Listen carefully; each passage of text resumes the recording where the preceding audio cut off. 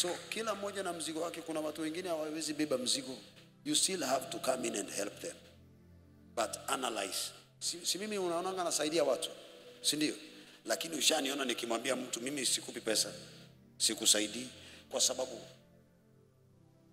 in the context of helping people, you must know whether mtu amekuja anataka pesa ama ni msaada anastahili kusaidiwa. Kuna watu wako ng'ambo, kuna watu wako Saudi Arabia, kuna watu wako Qatar, America.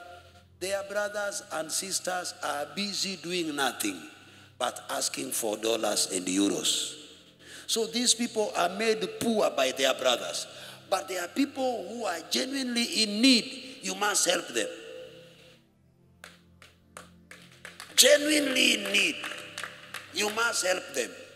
Lakini kuna mtu ambaye, ndugu yangu, kuna wakati ule mwingine ulinisaidia. Niko na mtoto wangapi? 3. Pia anaenda secondary. Usinisahau.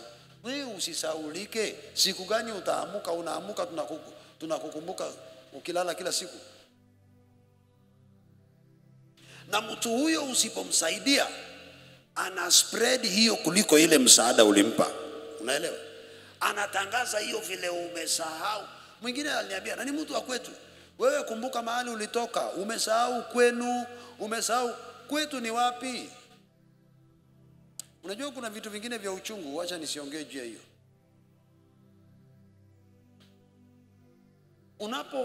Unapopeana msaada, do not become a cow to be milked.